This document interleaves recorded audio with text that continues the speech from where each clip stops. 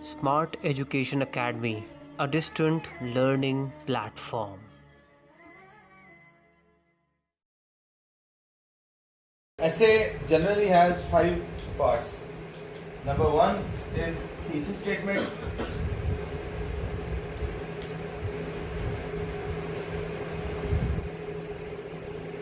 Two is outline. 3 is introduction. 4 is body paragraphs. And 5th is conclusion. Now, we have to learn how to write an introduction of an essay. This part first. Why? Because this will be the starting point of your essay. We will cover all these portions one by one, but first of all, one should know how to write an introduction. Introduction का मतलब होता है तारुफ, आपके मजमून का या आपका जो भी आपने लिखना है, इसके बाद उसका तारुफ आपने कराना है. अब CSS के एसे के अंदर जो तारुफ होता है या इंट्रोडक्शन होता है, वो तकरीबन जो है ना 14 to 16 सेंटेंसेस का होता है. ठीक है, ये 5 पार्ट्स हैं. 5 के 5 पार्ट्स को हम कवर करेंगे one by one. First of all I will start with an introduction, how to write an introduction. After that we will go on outline. After that we will go on thesis statement, then body paragraphs and then conclusion. ये आप लोगों के लिए एक ऐसे को आसान बनाने का तरीका है. इससे आपका ऐसे मजीद आसान बन जाएगा, ना कि आपके लिए मुश्किल होगा.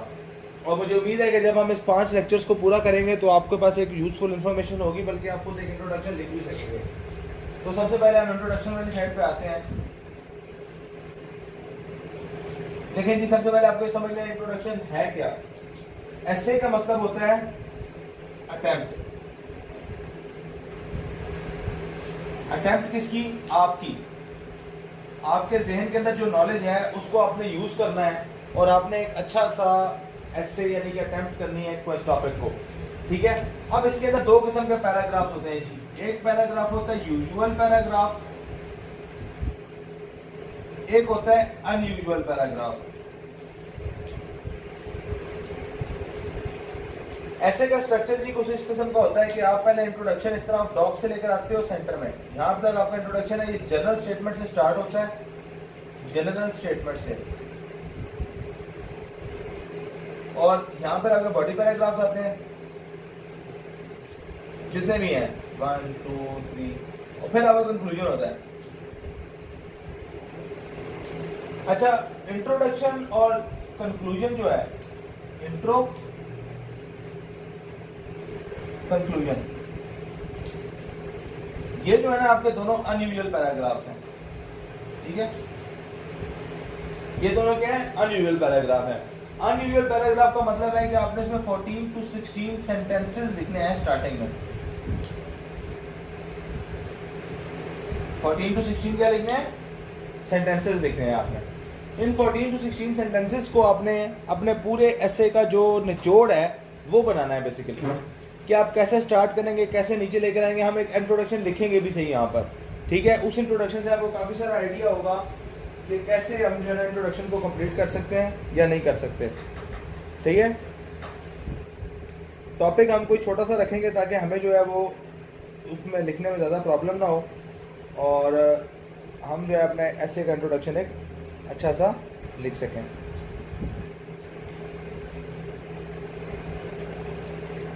अच्छा, इसके बाद हम आते हैं अपने इंट्रोडक्शन पार्ट के ऊपर. ये तो एक जनरल इंफॉर्मेशन थी जो एक अनयूजुअल और यूजुअल पैराग्राफ के दरमियान थी.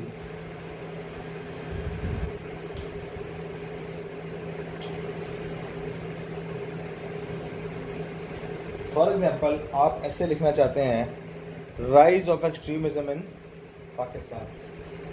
ठीक है जी, rising trend of extremism for example ऐसे है.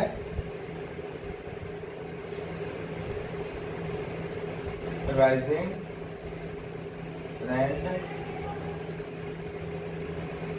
Of extremism. ये हमारा ऐसे है, ये हमारा ऐसे है. ठीक है, हम इसी ऐसे का कंक्लूजन भी लिखेंगे, आउटलाइन भी लिखेंगे, थीम भी लिखेंगे और इसी का थीसिस स्टेटमेंट भी लिखेंगे. हम इसी ऐसे को लेके चलेंगे, लेकिन पहले हम इसका लिखते हैं इंट्रोडक्शन. ठीक है, अब ये राइजिंग ट्रेंड ऑफ एक्सट्रीमिज्म है। अगर मैं इसका इंट्रोडक्शन लिखना चाहूँ तो मैं इस तरह लिख सकता हूँ। मैं एक जनरल स्टेटमेंट से स्टार्ट करूँगा हमेशा। आप ये याद रखिएगा कि मैं इसके अंदर 14 to 16 सेंटेंसेस लिखूंगा अपने इंट्रोडक्शन में। 14 to 16 सेंटेंसेस लिखूंगा अपने इंट्रोडक्शन के अंदर, ठीक है।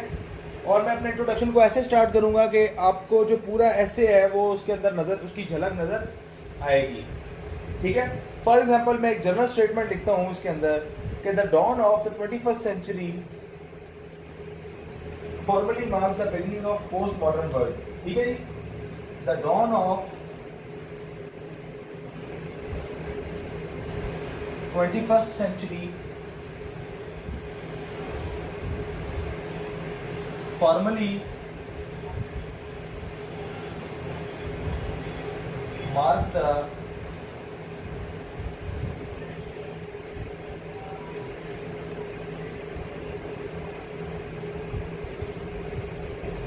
beginning of post modern world। इसका लिंक मैं डिस्क्रिप्शन में दे भी दूंगा, आप वहां से डाउनलोड कर सकते हैं इस पूरे ऐसे को। ये मेरा अपना लिखा हुआ है, ठीक है। तो हम इसको जो है ना हम अच्छा सा इसका स्टार्ट ले सकते हैं। अब ये मैंने स्टार्ट लिया राइजिंग ट्रेंड ऑफ एक्सट्रीमिज्म का 21st सेंचुरी से, ठीक है। और इसमें सिर्फ लेने का मकसद ये था ताकि हमें जो है एक जनरल स्टेटमेंट मिले और इसके बाद हम इसको आहिस्ता आहिस्ता लेके चलेंगे आगे और हम अपने एक क्लोज स्टेटमेंट की तरफ आएंगे। इसके बाद मैंने लिखा with the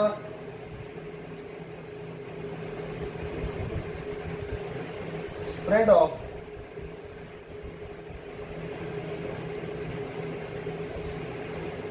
globally celebrated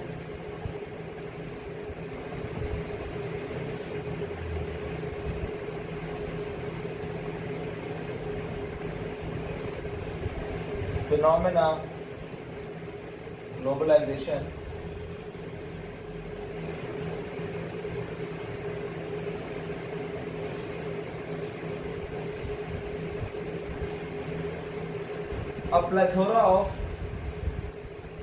a plethora of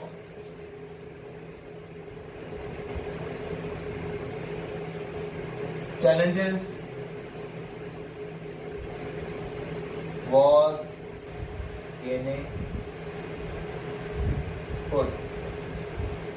अब ये जो मैंने चैलेंजेस को डिस्क्राइब करना है ना, इसके बाद मैं लिखूंगा कि extremism was one of those great challenges. अब आपको समझ आ रही है कि हमने इंट्रोडक्शन को ओपन कैसे किया है। इंट्रोडक्शन को हमने ओपन ऐसे किया है बच्चों कि हम लोगों ने एक जनरल स्टेटमेंट लिखी है, the dawn of 21st century formally mark the beginning of post modern world with the spread of globally celebrated phenomena globalisation a plethora of challenges was gaining foot. One of those challenges was a rising trend of extremism. इस तरीके से हमने statement को क्या किया है, open किया है। अब इसके बीच में हम किस तरह करेंगे जी, इसके बीच में हम इस तरह करेंगे। फॉर एग्जांपल हम ये मैं आपको लिंक भेज दूंगा इसका, जो जिस चीज़ को चाहिए वो डिस्क्रिप्शन से हमें रब्ता करके ले सकता है इसका कंप्लीट एसेस, और वो आपको बहुत ज़्यादा फ़ायदेमंद होंगे। लेकिन बेसिक मकसद ये है कि इंट्रोडक्शन होता है 14 to 16 सेंटेंसेस का एक ऐसे के अंदर। इसमें आपने अपने पूरे ऐसे की एक फुटिंग या बुनियाद रखनी होती है, और इस बुनियाद को रखने के लिए आपने कुछ अपने आइडियाज़ को इकट्ठा करना होता है, ठीक है। अब ये आइडियाज़ कैसे इकट्ठे होंगे, अगला सवाल ये है, ठीक है। आइडियाज़ कैसे इकट्ठे होंगे?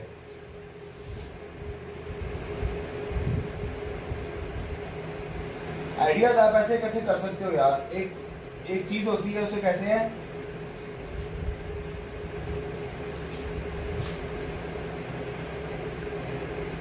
Brain storming. जो एक सीएसएस का एस्पायरेंट होता है ना, वो एक वेल इन्फॉर्म्ड कैंडिडेट होता है। सीएसएस एस्पायरेंट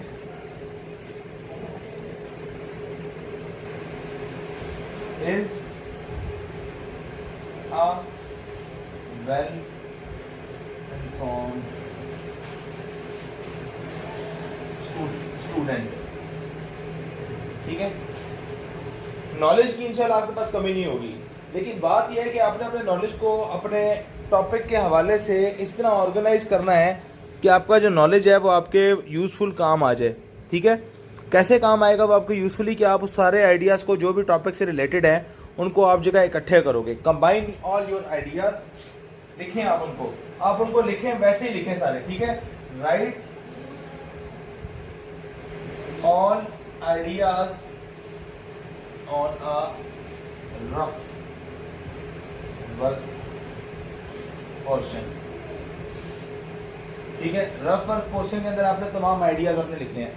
इनको ऑर्गेनाइज करने का स्टेप अलग से है। ये ब्रेनस्टॉर्मिंग और इंट्रोडक्शन का जो पोर्शन है, इसको आपने टोटल टाइम कितना देना है कि आपने टोटल टाइम ऑलमोस्ट इसको आपने देना है। वैसे ये चीज़ आपकी राइटिंग पर भी डिपेंड करती है, लेकिन 45 मिनट्स आपने इंट्रोडक्शन और ब्रेनस्टॉर्मिंग लिखने को आपने देना है। ठीक है, ब्रेनस्टॉर्मिंग ये करेगी कि आपने जितने आइडियाज़ आपने सोचे होंगे सारे, वो सारे के सारे आपके सामने ला के आपके पेपर पे लिख देगी। और उसके बाद आपने ऐसे जब लिखना शुरू करना है तो आपने रुकना नहीं है बीच में, आपने अपने पूरी चीज़ को ऑर्गेनाइज करना है और उसको लिखना शुरू करना है। जिस तरह हम आगे की तरफ चलेंगे, ब्रेनस्टॉर्मिंग और इंट्रोडक्शन वाले फेज से निकलेंगे, तो you will get to know a lot of things which are very much necessary for your essay writing, how to brainstorm, how to collect ideas. It all depends on your own knowledge, and that knowledge is to be gained by different resources. For example, you can start reading a newspaper. A newspaper is a very basic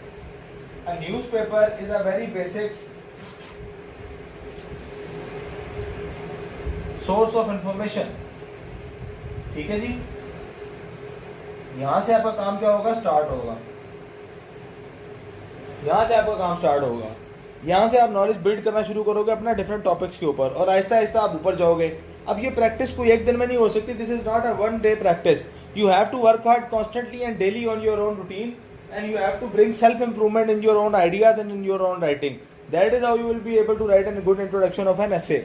So the first step, your assignment for today is that you have to brainstorm on the topic of global warming and how to curb this challenge. How to curb this? Your topic, your assignment for today is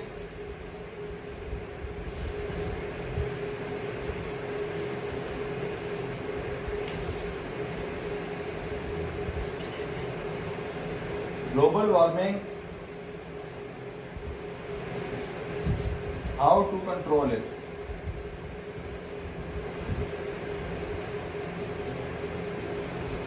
This is your assignment number